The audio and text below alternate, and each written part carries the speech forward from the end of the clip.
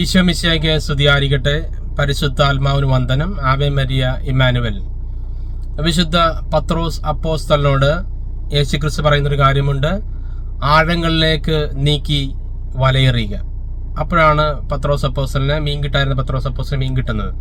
അപ്പം നമുക്ക് വചനത്തിലൂടെയാണ് പല കാര്യങ്ങളും നമുക്ക് നമ്മുടെ ബുദ്ധി കൊണ്ട് മനസ്സിലാക്കാൻ സാധിക്കില്ല.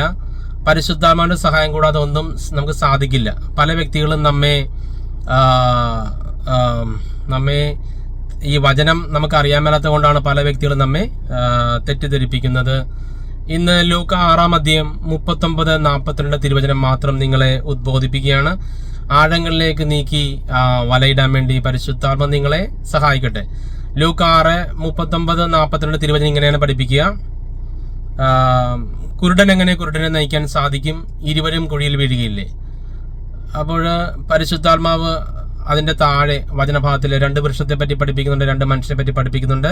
പരിശുദ്ധാത്മാവ് നിറഞ്ഞ നല്ല വൃക്ഷമായ മനുഷ്യരും അശുദ്ധാത്മാക്കൾ നിറഞ്ഞ തിന്മ നിറഞ്ഞ മനുഷ്യരും. ഈ 2 കാര്യങ്ങൾ നിങ്ങളുടെ ഉള്ളിൽ ഉണ്ടായിരിക്കണം ബൈബിൾ വായിക്കുമ്പോൾ. അപ്പൊ ഈ പരിശുദ്ധാത്മ നിറഞ്ഞ മനുഷ്യരെയാണ് നീതിമാൻ എന്ന് പറയുക. ദൈവമാണ് അവരെ നീതീകരിക്കുന്നത്. ഈ ജീവിതം മുഴുവൻ അതിനു വേണ്ടിയുള്ളതാണ്, നീതീകരണത്തിന് വേണ്ടിയുള്ളതാണ്. എന്നാൽ ഈ അശുദ്ധാത്മാവ് നിറഞ്ഞ മനുഷ്യനെയാണ് ദുഷ്ടൻ എന്ന് ബൈബിൾ പഠിപ്പിക്കുന്നത്.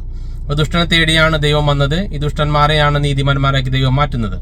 അപ്പൊ ഈശോ പറയാണ്, ഈ ദുഷ്ടനായിരിക്കുന്ന ഒരാള്, അവിടെ തന്നെ വചനം വേറൊരു കാര്യം പറയുന്നുണ്ട്, നിന്റെ കണ്ണിൽ തടിക്കഷ്ണം ഇരിക്കെ മറ്റുള്ളവരുടെ കണ്ണിലെ കരടുത്ത് കളയാൻ നിനക്ക് എങ്ങനെ സാധിക്കും എന്ന് പറഞ്ഞാല്, നിന്റെ ഹൃദയത്തില് ദുരാത്മാക്കളെ വെച്ചുകൊണ്ട് നിനക്ക് മറ്റുള്ളവരുടെ ഉള്ളിലെ ദുരാത്മാക്കളെ എങ്ങനെ ഓടിക്കാൻ സാധിക്കും എന്നാണ് ഈശോ പറയുക. ആദ്യമേ നീ എന്ത് ചെയ്യണം?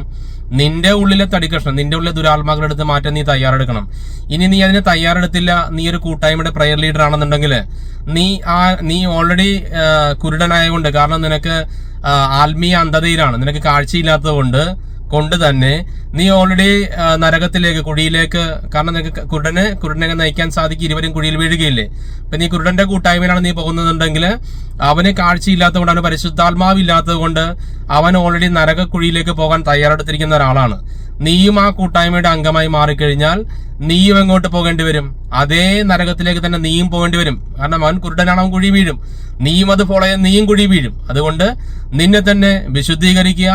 നിന്റെ ഉള്ളിലെ അശുദ്ധാത്മാക്കളെ ഓടിക്കാൻ നീ തന്നെ തയ്യാറെടുക്കുക. നിന്നെ തന്നെ വിശുദ്ധീകരിക്കുക. നാളെ നിങ്ങളുടെ ഇടയിൽ കർത്താവ് അത്ഭുതം പ്രവർത്തിക്കുക തന്നെ ചെയ്യും. കാരണം നമ്മുടെ ഉള്ളിലേക്ക് കടന്നു വരുന്ന പ്രകാശം, പരിശുദ്ധാത്മാവെന്ന പ്രകാശം അത്ഭുതങ്ങൾ പ്രവർത്തിക്കാൻ കഴിവുള്ള പ്രകാശമാണ്.